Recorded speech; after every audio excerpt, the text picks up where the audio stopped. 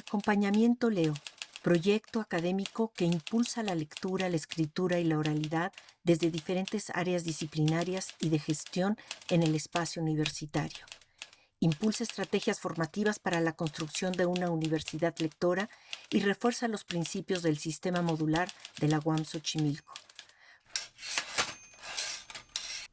Como parte de este proyecto, se llevaron a cabo charlas con profesionales investigadores de la Unidad Xochimilco.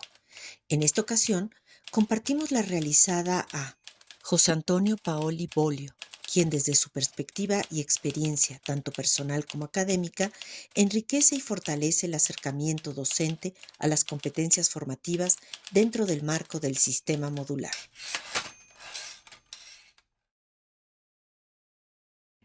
El lenguaje es el vitalizante fundamental del intelecto. La, la intelección humana se expresa y se potencia a través del lenguaje. Y el lenguaje escrito potencia el lenguaje oral de una manera peculiar, bueno, de múltiples maneras, según los géneros. Cada escritura tiene dimensiones que a su vez se ramifican creativamente, porque el lector pues es un creador. Cuando tú lees a García Márquez, pues la voz de la abuela y la voz de la niña y la voz del tío y la voz del papá, tú las pones, no las pone García Márquez. Él te da una especie de, metafóricamente, una partitura para que tú construyas. Entonces es tu construcción, pero tu construcción se enriquece con nuevas pautas que no hubiera tenido si no hubieras estado viendo esa partitura. Es el ensayo, la novela, el cuento, que tiene además dimensiones distintas. El cuento, decía Ortega y Gasset, que el cuento es como un espejismo que te fascina.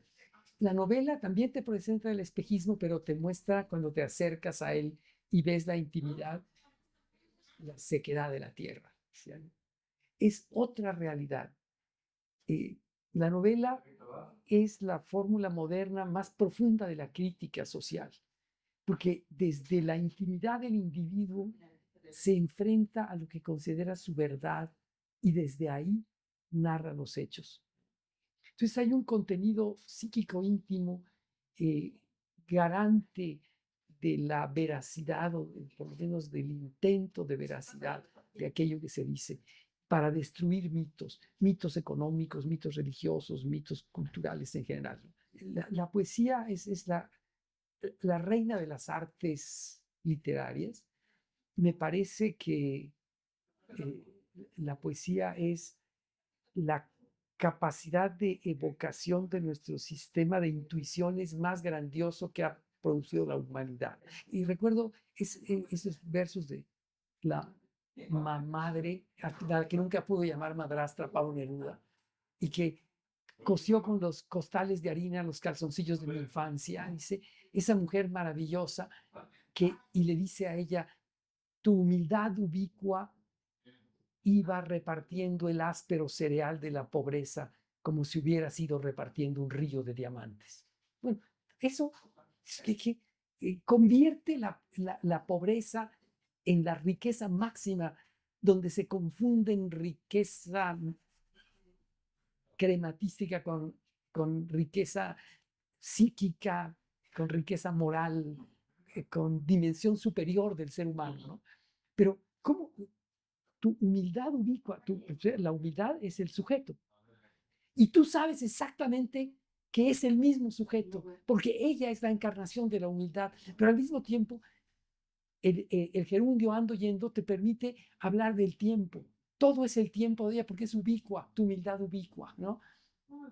Y entonces toda esa síntesis tú la haces. Pero claro, la, la maravilla del poeta que te permite construir eso, pero porque tú ya tienes construcciones previas que te hacen posible esa dimensión de la lectura que no podría tener cualquier hijo de vecino que no se hubiera entrenado en la materia, ¿no? Ahora, ¿cómo leer? ¿Cómo leer aquí? Me parece que el ensayo, sobre todo en materia de comunicación, ha sido el género fundamental de la lectura de la carrera de comunicación, que es en la que yo he estado más tiempo. Y también ensayo sociológico en desarrollo rural, ¿no?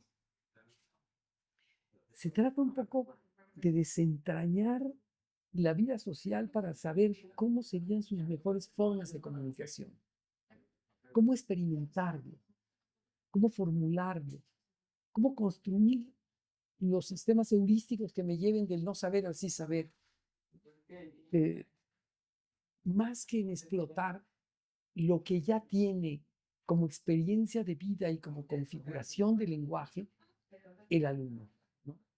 Era describir la vida social en sus necesidades fundamentales, como somos en el aula del TID, del tronco interdivisional, de distintas carreras, y de todas las carreras a veces, ¿no? De la universidad. El asunto es qué es o debiera ser de interés para todos, ¿no? Y bueno, el pensamiento de cómo la ciencia soluciona necesidades sociales. Creo que esa es la formulación. Cómo la ciencia occidental soluciona necesidades sociales. Muy centrado en la ciencia dura. eh, eh, También la sociología puede ser dura, muy dirigido por las ciencias sociales, pero viendo las ciencias del diseño, las ciencias de la matemática, las ciencias de la escritura, las ciencias de la lengua, las ciencias de una diversidad, pero necesidades sociales que pueden solucionarse mediante el ejercicio científico. Creo que ese es el planteamiento. Y la lectura, en principio, en el TIP debiera estar dirigida hacia allá, ¿no? Y tener modelos, ¿no? Modelos de operación que vayan integrándose pues, hacia eso que llamamos objeto de transformación. La universidad se plantea como encontrar caminos de solución a necesidades sociales, ¿no? Transformar en positivo. Pues podemos pensar la realidad gracias a que la abstraemos. Lo que está en nuestra mente no es aquello que es el infinito ser de la realidad.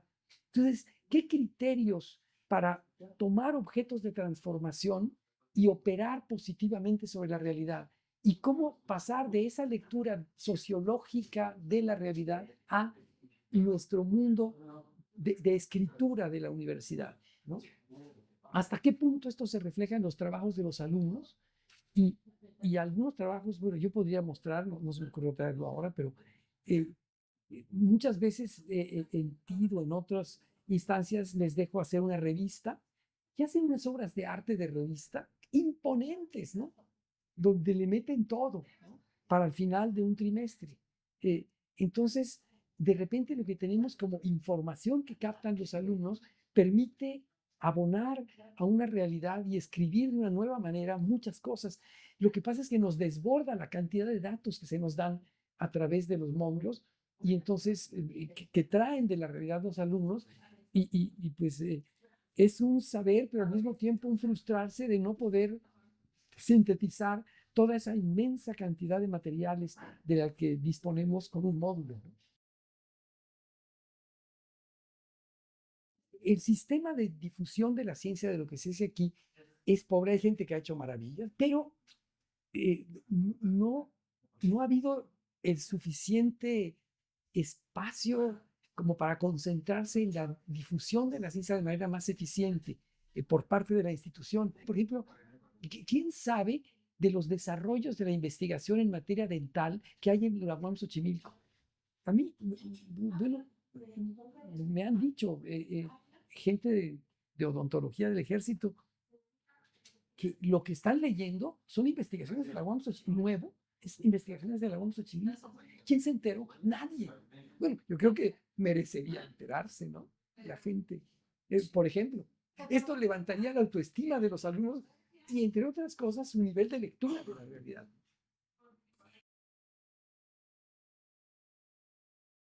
Yo creo que un ideal del módulo, hoy en día más claro que nunca, es la inteligencia colectiva.